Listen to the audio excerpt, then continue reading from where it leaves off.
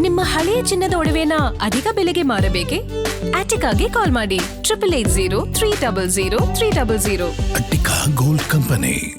ನೋಡಿ, ಒಂದು ಮಾತು ತಿಳಿಸೋದಕ್ಕೆ ಬಯಸ್ತೇನೆ. ಈಗ ನಮ್ಮ ಸಮುದಾಯದ ಒಬ್ಬ ವ್ಯಕ್ತಿ ಮುಖ್ಯಮಂತ್ರಿಗಳಾಗಿದ್ದಾರೆ ಅಂದಾಗ ನಾನಾಗಲಿ, ಸನ್ಮಾನ್ಯ ಕುಮಾರಣ್ಣ ಅವರಾಗಲಿ, ದೇವೇಗೌಡರು ಸಾಹೇಬರಾಗಲಿ ಶುಭ ಹಾರೈಸಿದ್ವಿ. ನಮ್ಮಲ್ಲ ಸಣ್ಣತನ ಇಲ್ಲ. ಈಗ ನಮ್ಮ ಸಮುದಾಯಕ್ಕೆ ಸೇರಿರ್ತಕ್ಕಂಥ ಒಕ್ಕಲ್ತನ ಮಾಡ್ತಕ್ಕಂಥ ಬಡ ಒಕ್ಕಲಿಗರೇನಿದಾರಲ್ಲ, ರೈತರು, ಅವರು ನಮ್ಮ ಸಮುದಾಯಕ್ಕೆ ಸೇರಿರೋದಲ್ವಾ? ಅವರು ಸಂಕಷ್ಟದಲ್ಲಿದ್ದಾಗ ಅಂಥ ಬಡ ಒಕ್ಕಲಿಗರ ಜೊತೆನೂ ಕೂಡ ನಿಂತ್ಕೊಳ್ಬೇಕಾಗ್ತದೆ ಪಕ್ಷ. ಅವರ ಮುಖ್ಯಮಂತ್ರಿ ಕುರ್ಚಿಯಲ್ಲಿ ಹೋಗಿ ಕೂತಿದ್ದಾರೆ ಅಂದ ತಕ್ಷಣ ನಾವು ಸಹಿಸೋದಿಲ್ಲ ಅನ್ನೋದಕ್ಕೆ ಅಂಥ ಸಣ್ಣವರಲ್ಲ ದೇವೇಗೌಡರು ಸಾಹೇಬ್ರ ಮನೆತನ.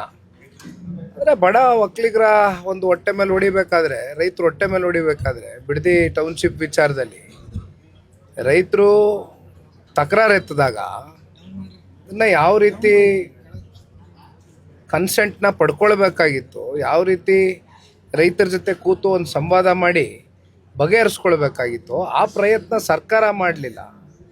ಜೊತೆಯಲ್ಲಿ ನಮ್ಮ ಜಿಲ್ಲೆಯಲ್ಲಿ ಇವತ್ತು ಕಾಂಗ್ರೆಸ್ನಲ್ಲಿ ನಾಲ್ಕು ಜನ ಕೂಡ ಶಾಸಕರಿದ್ದಾರೆ. ಯಾರು ಕೂಡ ಸೌಜನ್ಯತೆಗೂ ಕೂಡ ಬಂದು ಒಂದು ಸಭೆ ಮಾಡಿ ರೈತರ ಜೊತೆ ಏನು ಕಷ್ಟ ಕೊಡೋದಕ್ಕೆ ಸಿದ್ಧ ಇದ್ದಾರೆ, ಎಷ್ಟು ಜನ ಕೊಡೋದಕ್ಕೆ ಸಿದ್ಧ ಇದ್ದಾರೆ, ಕೊಡೋದಿಲ್ಲ ಅನ್ನೋದಕ್ಕಾದರೆ ಕಾರಣಗಳೇನು, ಅಲ್ಲಿರ್ತಕ್ಕಂಥ ಫಲವತ್ತಾದಂಥ ಭೂಮಿಯನ್ನು ನಂಬ್ಕೊಂಡು ಕೃಷಿ ಮಾಡ್ತಾ ಇರ್ತಕ್ಕಂಥ ಜನ ಇವತ್ತು ನೀವು ಏಕಾಏಕಿ ಕೂಡ ಆ್ಯಕ್ಟ್ನ ತೊಗೊಂಬರ್ತೀರಿ.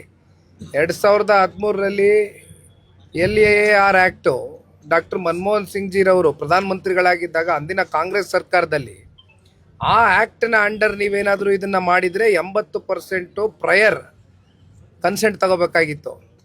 ಅದನ್ನು ಗಾಳಿಗೆ ತೂರ್ತಾರೆ.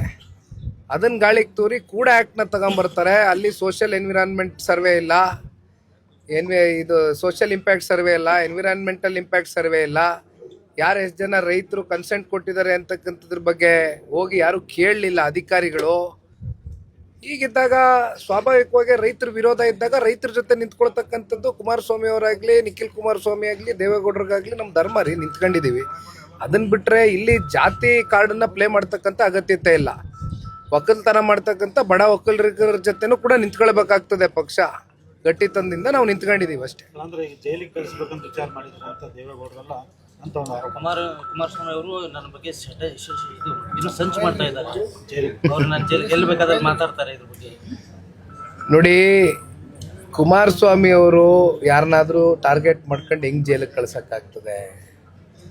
ನೀವು ನ್ಯಾಯಯುತವಾಗಿ ಸಮಾಜದ ದೃಷ್ಟಿನಲ್ಲಿ ಸರಿಯಾಗಿ ಬಾಳಿದಿರಿ, ಮತ್ತು ಕಾನೂನು ಬಾಹಿರವಾದಂಥ ಯಾವುದೇ ರೀತಿಯಾದಂಥ ಚಟುವಟಿಕೆಗಳು ನಿಮ್ಮ ಕಡೆಯಿಂದ ಆಗಿಲ್ಲ ಅನ್ನೋದಾದರೆ ಯಾಕೆ ಹೆದರ್ಕೋಬೇಕು? ಯಾಕೆ ಜೈಲಿಗೆ ಕಳ್ಸೋಕ್ಕಾಗ್ತದೆ? ಹೆಂಗೆ ಕಳ್ಸೋಕ್ಕಾಗ್ತದೆ?